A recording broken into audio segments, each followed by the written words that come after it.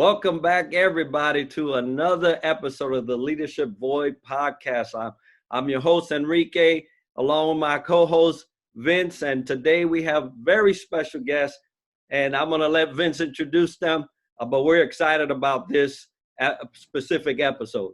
Oh, yeah, absolutely. And welcome again, as Enrique said. It's a beautiful day here Wednesday morning. And we have from Veterans, Florida, the one and only Jeremy Sinnemaki. We're so excited to have you here joining us on the Leadership Void. So let's just dive right in and tell us a little bit about who the man is that is named Jeremy Sinnemaki. All right. Well, Vince, thank you for having me on. That was a great introduction too, by the way. So I am Jeremy Sinnemaki. I'm the Vets Director here at Veterans Florida. And before I came to Veterans Florida, I have a pretty diverse background. Started out at 17 years old, joined the Air Force, and did about 14 years in the Air Force. Started out in F-15 avionics systems and worked the fighter jets and deployed quite a bit with that.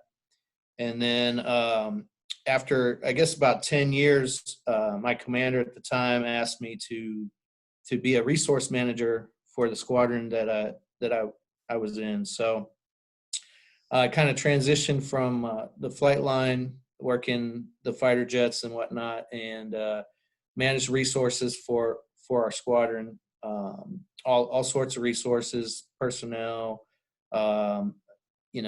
commodities, maintenance on the aircraft, tools, how people get boots and uniforms, and just all sorts of things.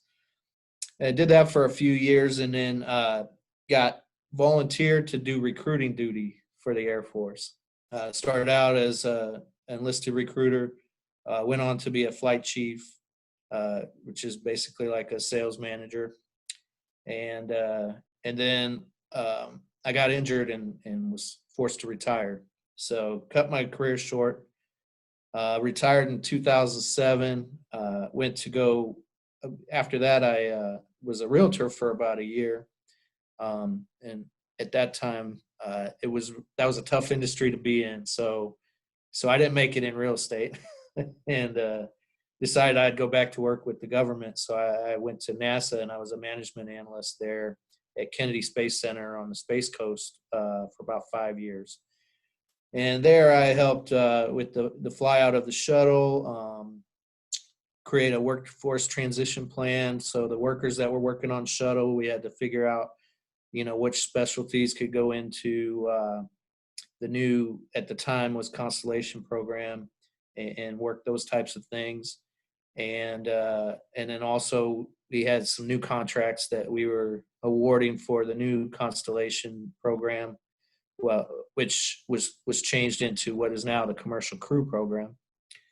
And at the end of that, I just felt like I really wanted to be in business for myself. So being a recruiter is similar to owning your own business. It takes a lot of discipline. You have to market yourself, get out there and prospect and network and talk to people, and manage your resources that you have in your one little office. So I really wanted to do that again. So I made the difficult decision to leave a good paying, secure government job and go out on my own. And so the best way for me at the time to do that was, of course, join an MLM. So that was kind of a strange move for a lot of people on the outside looking in. But I built a rather large team. I was really successful, and did that for a few years, and opened up a bed and breakfast in Cocoa, Florida, Solrisa Inn. That was really successful. And a couple of hurricanes, I was forced to shut that down. And after that, I just really had a passion for helping veterans, and I wanted to help veterans, being a veteran myself, and I just recognizing all the challenges they go through when they're transitioning and things like that. And so going backwards a little bit from that, before I opened the bed and breakfast, I went through a program that Veterans Florida put on called the Veterans Florida Entrepreneurship Program. And I went through that in Tampa, got connected with those guys, and it really changed my business. And I don't think I would have been successful without going through that program. So, so I had some connections with Veterans Florida, and at the time they were looking for an entrepreneurship director.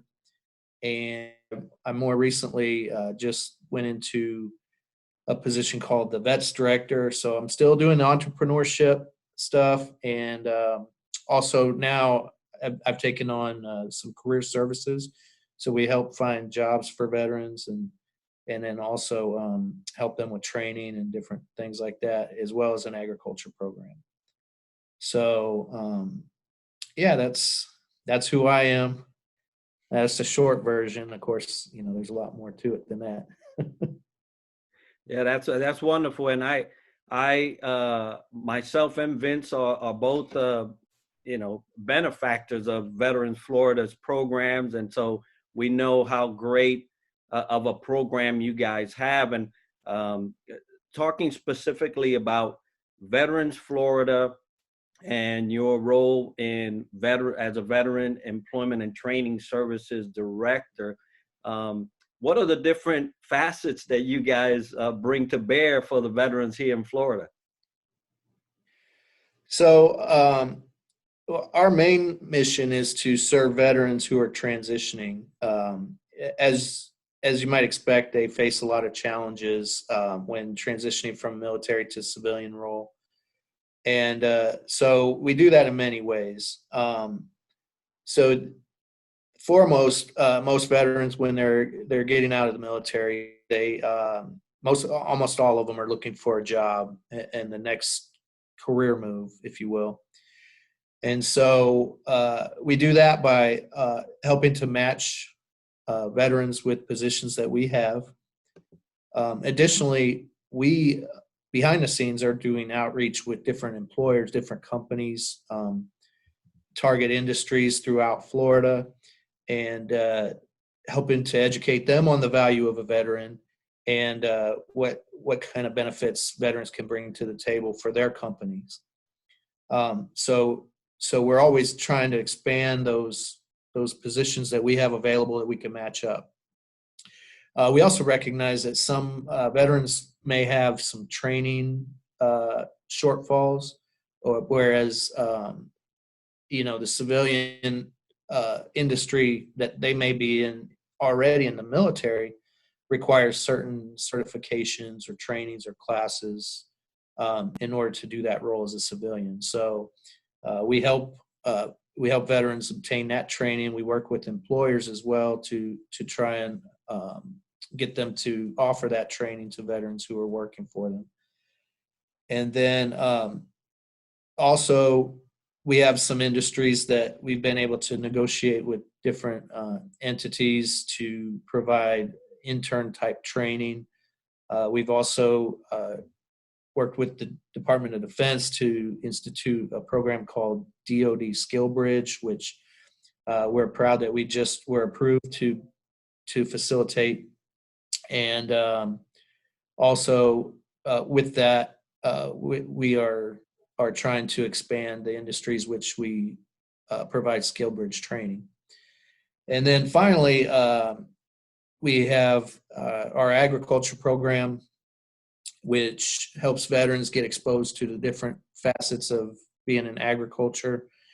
And we partner with UF for that training. And then again, what I was talking about earlier that I went through, and I believe you both went through, was the entrepreneurship program, where veterans who are interested in starting their own business, and let's be honest, a lot of veterans are already have the skill set. They're already prepared to be business owners, and in some cases, a traditional job just doesn't fit with their situation, or they can't find a job that, really fits with what they want to do. So it gives veterans who are interested in opening their own businesses an opportunity to get the skills and some of the knowledge that will hopefully help them succeed in entrepreneurship or as a business owner. Awesome. Yeah, I really appreciate everything Veteran Florida has done for me and is doing for other veterans that are out there all throughout the state of Florida. A plethora of different services you did mention, Jeremy. So that's amazing. Continue to partner with great organizations and those veterans that are listening in. I hope you all tune in and join Veterans Florida, because they will elevate you as an individual and you as a business owner if that's the route you want to take.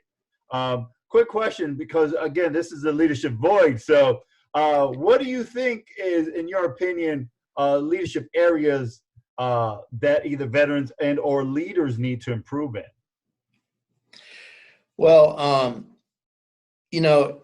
that's a difficult question, but I do have some input as to where they could improve. Now, this doesn't relate to all leaders, of course, but one thing I have noticed that you can always improve in is communication. So I think a leader has to be a good communicator, and that can be an art, and it's one that you constantly have to try and hone your skills for.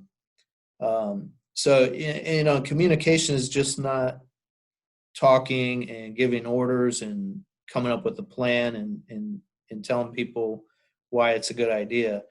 It includes listening, being open-minded, sometimes putting yourself in other people's shoes, and combining all that with getting your vision out. So that's one area. Another area, which a lot of leaders already do, but I think you can always improve on, is taking care of your people. If you take care of your people, I believe they'll take care of you. And it's something that isn't always easy to do. I mean, you have all different types of people that you're interacting and working with all the time. And again, sometimes you have to communicate better. You have to listen more, be more open-minded, practice some conflict resolution skills, things like that to really take care of people. And you got to find out what drives them and what they want out of whatever organization or entity they're working for and you're leading. Now, one area, though, that I see, particularly to answer your question, a void is, and it's not 100% a void, but I see less and less of it every day, and that's leaders looking for the positive, right, and the opportunity, the upside. I think good leaders are always looking for those things, but it's something we should be really trying to hone in on whenever we're making decisions or trying to solve problems and things like that. I think if you do that, it helps your people that are following you, and then also that's how you get the opportunities. That's where you can pull the rabbit out of your hat and make something out of your business or your organization.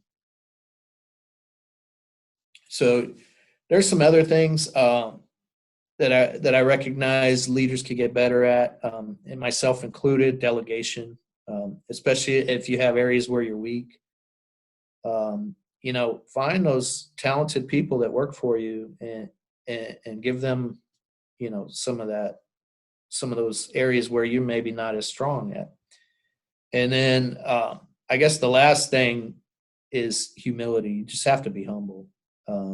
If you're not, people don't want to work for you, and that's really where where all the value is your people. And if you're humble and you admit when you make mistakes and you're honest, people appreciate that, I think, a lot more than telling them what they want to hear. So. Yeah, those are some great points, Jeremy, and I wholeheartedly agree with them. You hit some areas that most people are not, focusing on. But yeah, thanks for that.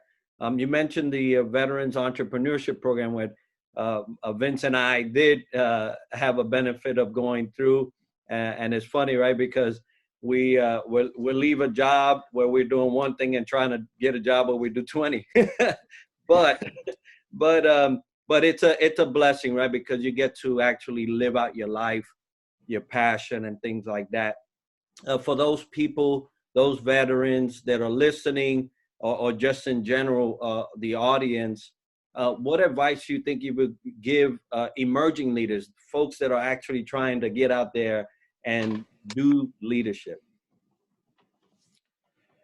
Well, some advice I'd give to emerging leaders. Well, first of all, what is a leader? It's not necessarily the person at the top of a company. It could be somebody, in your high school that, people are following. It could be a coach. It could be a sports player. It could be anybody. So, when I say leaders, a lot of people are leading and they don't even necessarily realize or think of themselves as a leader. So I just want to say that first. You have to recognize that, some people are already leaders and they just don't have a certain title that they think maybe they need to actually be called a leader. But some advice: first of all, learn as much as possible and don't stop learning. Even in my capacity, looking for jobs and things like that, and doing interviews for jobs after I've been in the military. One of the biggest things I think civilian employers have been looking for are lifetime learners. And it doesn't necessarily mean you spend your whole life in college, right? You can learn from webinars, you can learn from books, reading, you can learn from Google. I mean, there's a million ways you can learn, but I know employers value lifetime learners, and you have to be able to articulate that you are constantly learning and honing your skills, and in whatever field you're in, you can always be learning, getting more certifications, whatever it might be.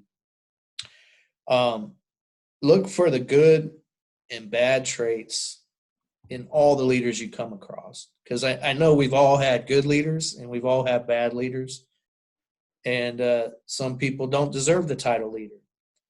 But I think in every person that people are following, you can pick out good and bad traits. And if you recognize those, you can take the good ones and apply them to your style. And some of the things you may not even realize you're doing that are necessary, that you may consider to be bad traits, and you don't see them until you witness them in another leader. Once you recognize that, then you can take that out of your leadership style, or try to reduce it at least. Again, taking care of your people, you just have to understand people are going to be your most valuable resource. And if you don't take care of them, it not only is it going to affect their attitude working for you and things like that, it's going to cost you money in the long run, because you're going to have to replace them or train new people, or you're going to have somebody else do their work and pay them accordingly. I can't underestimate or overestimate the value of taking care of your people. And then probably one big piece of advice that I wish I'd learned earlier is don't just take a position. Try to work within your passions, because that's when you're going to be most successful, is when you really care about the work that you're doing. So not everybody has the liberty to be able to do that, but it should be always something that you're working towards or trying to hone the skills so that you can get into a position that really feeds whatever you're passionate about. And that goes for opening a business, working a job, whatever it might be. If you work your passion, you can be more successful. And then one of the things that I didn't understand when I first got out of the military, in the military, I was an enlisted person. I wasn't an officer. And we had a chain of command, right? And you did not break that chain of command or you got into a lot of trouble. So what the chain of command is basically handle everything at the lowest level possible. And you don't ever go up to the person at the top of the chain without going through people below them. Well, when you're not in the military, it's not like that. You can go up to the CEO and talk to them.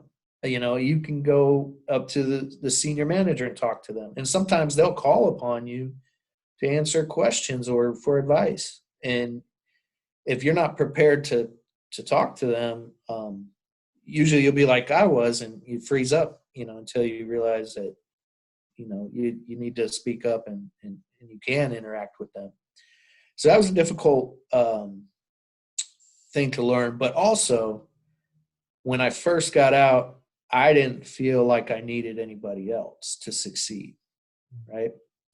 And that was a challenge that I faced for many years. So I was trying to do everything by myself. And I went, and I'll go back to when I said I went through the Veterans Florida Entrepreneurship program. One of the first things I learned in that class was that you need these people that are in the class with you. You have the ability to have that camaraderie again with other veterans when you're in the entrepreneur program. And something I didn't think I needed was to network, to go to all these events. I thought they were silly and, that I wouldn't get anything out of them. Well, it turned out that those networking events and those activities were the number one thing that would drive my success down the road. When I opened my bed and breakfast, we had other entrepreneurs that were in the class with us, and I kept in touch with a lot of them, almost all of them. And I needed a chef one day, and I knew a chef. And we had somebody that was staying at our bed and breakfast, and they wanted to do a special anniversary dinner for their spouse. And I called them up. I said, hey, can you do this private dinner on the dock at this certain time, and make it romantic, and, you can use the kitchen. And he came and knocked it out of the park. And he made money, I made money, and the customer was extremely happy. So, those connections are invaluable. And it goes for being in business or looking for a job.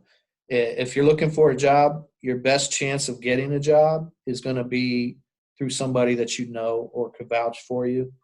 And if you don't have any connections and you don't ever talk to anybody outside your family group, then you're just not going to have those opportunities. So that'd be the biggest piece of advice. Well, thank you. And I want to say, I love the way you mentioned the distinction of what a leader is and who they are, and not necessarily are attached to a title. It could be anywhere from a coach to a high school student. So true indeed we're born to be leaders, and we're not made. So I appreciate that distinction. And for a person who has navigated so many different terrains,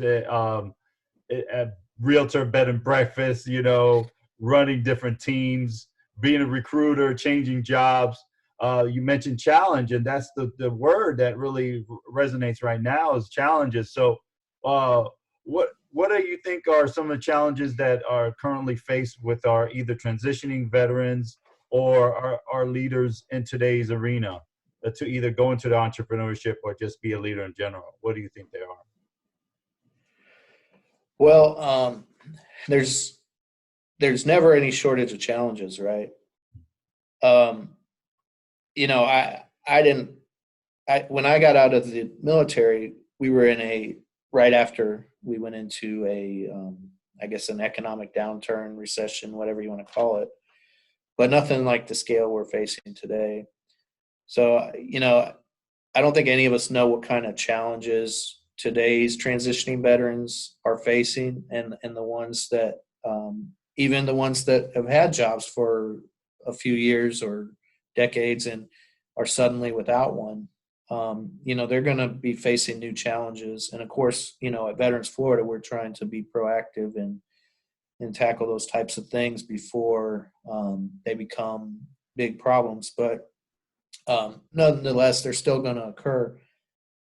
I think one of the biggest challenges right now is, you know, solving problems. You have to be proactive and try and identify problems as they're emerging and come up with solutions for them. Don't just complain about them or say, you know, we can't do it because of this. You have to figure out a way. And that doesn't matter if you're looking for a job or you have a business that you've been running and now you don't have customers maybe. There's probably a way you can overcome those challenges, but you know, you first have to identify them and try to figure out ways around them. And I would say focus on the important things. You know, every day we do things that are really important to our business, our families, our lives, and then we do things that aren't really that important. If they don't get done, they just seem to go away, right? And I think if you focus on the important things, you know, then you'll be able to actually solve those problems and identify them by doing that. Keep in mind, you're not alone, so don't be afraid to ask for advice. You know, there's a lot of people in your industry, competition, other job seekers, whatever it might be. Find out what they're doing. When you see that person that's not necessarily suffering like you think you are, ask them, you know, hey, what are you doing differently than I am? You know, why are you succeeding and I'm not? A lot of times people like to help each other, right? They like to help each other, help other people. They may not all give you advice, but I think most people generally, they want to help. And now more than ever, this goes back to the learning thing I discussed a few minutes ago, but staying up to date with in your industry, your environment, knowing how to use the tools. When this coronavirus thing kicked off, I don't think I had ever done a webinar. I had never been on a video chat. I'm not kidding. I didn't even know what a Zoom was, right? But now I've done so many that I'm really comfortable with them. But at first I had no idea. I didn't even know how to turn it on. I didn't know what I needed to download. And really quickly I had to figure it all out, right? So, you know, luckily I have a lot of people that are technically savvy that were able to help me out really quickly and get me up to speed fairly fast. But, you know, not necessarily, you might be a technical person already. Maybe you can get another certification, take a course online. I don't know, watch a webinar, but stay up to date and stay up to date with your field too, and whatever industry you're in. And then try to keep things positive in your environment. You're going to have negative people. You're going to have negative teammates. those types of things. You're not always going to be able to avoid that type of thing, but try to reduce it as much as possible and try to keep everybody positive, even though it's a challenging time. And that means you still have to recognize what people are feeling. But I mean, if you look at any situation, there's usually something positive that can come out of it. Yeah, those are great points and great comments. I love the whole network piece. That story about the chef, that's perfect, because really part of the whole life after being a active duty member or reserve member or what have you is the network piece. Now, Vince and I are well aware of what Veterans Florida is doing, what they've done for us. But for those that are listening, what are some things you can tell us about Veterans Florida and what they're doing currently, and also what's on the horizon for Veterans Florida? Well, here at Veterans Florida, we are always looking to expand our partnerships, our services to veterans. So we're doing everything we can. We're still at work. We haven't taken any breaks. I mean, as soon as the quarantine happened, we were working in our home offices, and we've been working to expand the services, make new connections, just anything we can do to help veterans. We're trying to do it. And so you can count on us to always be doing that too, not just right now. That's something that we're very passionate about, and our leadership is all veterans. So, we've been there, we know what it's like, and we want to make sure we take care of veterans the best we can.